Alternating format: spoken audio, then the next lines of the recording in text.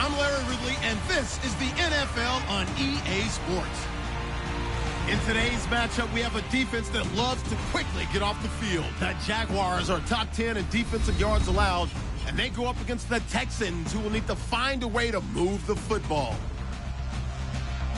With that, let's get out to our commentators, Brandon Gott and Charles Davis, with this Week 10 matchup. All right, Larry, thanks. EA Sports coverage of the NFL brings us to the Sunshine State and Everbank Field here in Jacksonville. Today we hit Week 10, and we've got a good one in store between the Houston Texans and the Jacksonville Jaguars. On the return, this is Denard Robinson. And he'll get across the 20 before he's brought down at about the 23-yard line. So here's the first drive now for the Jags. They'll be led out by their quarterback from Central Florida. It's Blake Bortles. I don't care how many accolades you had in college. There's no such thing as a can't-miss quarterback. But Blake Bortles has shown in his time in the NFL that he's a guy that you can build a team around. To throw is Bortles. Over the middle, it's Thomas. They'll get a couple yards on that one, and it'll make it second down. Completed pass play. Now let's see if they go back to the air or to the ground. Left, left, left, left. Here we go now. Blue 45. Blue 45. They'll need to get the play off quickly. Now Bortles throwing on second down. And the catch made here by Marquise Lee. 7 yards on the play. And all of a sudden here, it's third down.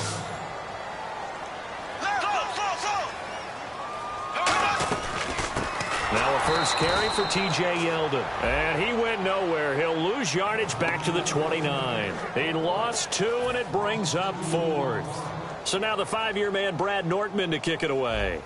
Well, we just saw the recipe for success right there.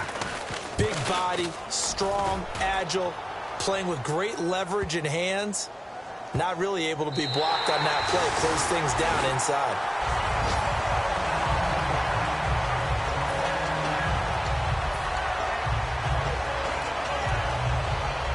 And tough starting field position here.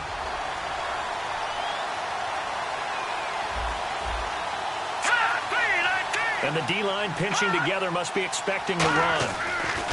Throwing now, Osweiler on first down. Hopkins on the grab over the middle. And they'll bring him down right around the 13. It'll be a gain of 6, and it'll bring up a second down. And that's one of his advantages of a passer, is it not? With his height, setting back there in the pocket, firing over the middle, he can really see everything clearly. It is, and I know that other quarterbacks get it done different ways, all right? You don't have to be his height to make a great play. But what he does is he takes away having to make those slide steps in the pocket to find angles to throw the ball through. He just throws right over the top of it because he can see everything, and sometimes that saves time and gets the ball to a receiver quicker. So many teams want to throw the ball in this situation nowadays, but I love watching a team that has enough confidence to go ahead and run the football in that situation. That's almost a tendency breaker. They go play action here on first down. And Anderson's got it. And he'll be taken down, but not before he gets this football out shy of the 30 to the 29. Good use of the pass there to pick up the first down against a defensive look that they had specifically prepared for, they told us, coming into this one. Certainly seems like they're holding all the right cards now, doesn't it? Because of their preparation. Went back, watched the tape, studied the tendencies, and they feel like they had them down cold, and they were able to use the pass against them. And he's brought down after a good gain. They get 25 yards out of that one. And it'll give the Texans a first down. And that's a guy, Lamar Miller, from Miami, went to the University of Miami, was playing for the Dolphins, but now moved to the Lone Star State. Yeah, how about that? And sometimes that change of scenery, it may look like it's going to affect him adversely. He's away from his home for the first time ever, but sometimes you get out on your own somewhere else, that can increase your performance. You only focus on your football. Still first down.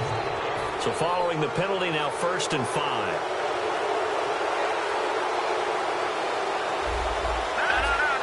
Shift together here from the D-line. After the penalty, it's Miller. And little room to maneuver there. He gets it down to about the 39. Call it a gain of a couple there, as it'll leave him with a 2nd and just 3. The best defensive linemen, they play with great leverage so they can get low and not get bowled over by offensive linemen. They have excellent hands. They can throw people off on a play.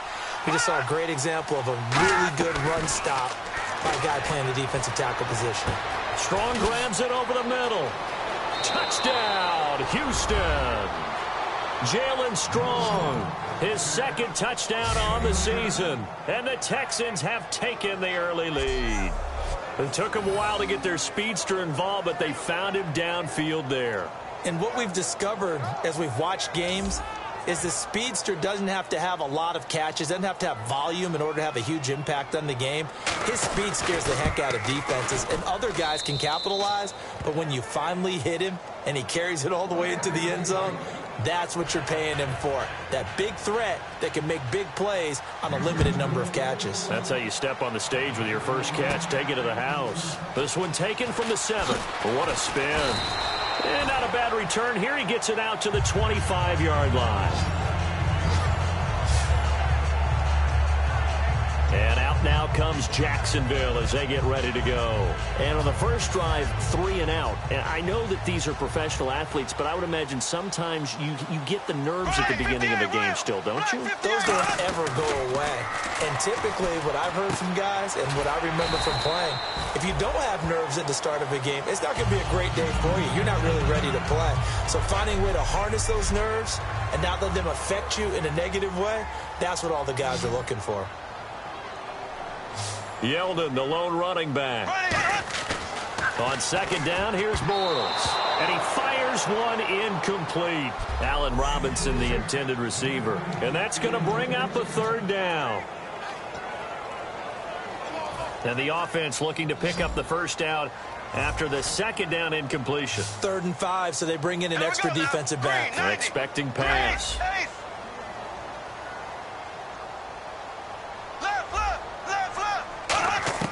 From the gun on 3rd down, Bortles. And the 3rd down pass falls incomplete. Looked like they had an opportunity for a big play across the middle, but he didn't have the concentration or the focus necessary and dropped it before he could haul it in. Here's Brad Nordman now. On for his second punt. He'd take a repeat of his first. He gets this one away, and boy, it's another boomer. And a great job on special teams to down it, as this will be marked out inside the 5-yard line. Heading out is the Texans offense as they get set to take over here. And they will simply, Charles, be looking to duplicate what they did last drive when they were able to push it in for 6. And they hope it'll be that easy, right? To be able to take exactly what happened before, replicate it. They may have to make a few additional changes along the way because I'm sure the defense will make some adjustments, but they've got to have great confidence having scored the last time out. Smart approach there, using the run to pick up the first. And that was a defensive setup they prepared for this week, knowing that keeping it on the ground was the best way to attack it. And that means also that they're able to read them pretty well. All the things they prepared for, when they get to the line of scrimmage, they see it in pre-snap recognition and know exactly how to attack based on their planning and preparation. That was another good run, and he's having an excellent day. And right now, I don't think his team could have any more confidence in handing him the football.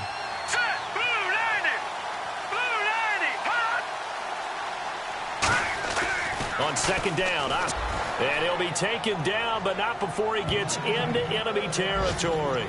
Almost not fair. The big guy running the corner route, being able to lean and push and get to where he wants. So how do you stop it? A lot of times you want to have a linebacker on him, a bigger body guy who can handle him physically. But a lot of times that doesn't work as well because his quickness often wins the route. Now Osweiler on first down. He hits the first-year man, Will Fuller. And certainly some style points there on the spin. Not a whole lot. Quarterback off his initial spot when he gets his drop back completed. But when you have that type of height, he can send an invitation for an offense coordinator to take a big shot in the field because he feels like he can come back on 3rd down and pick up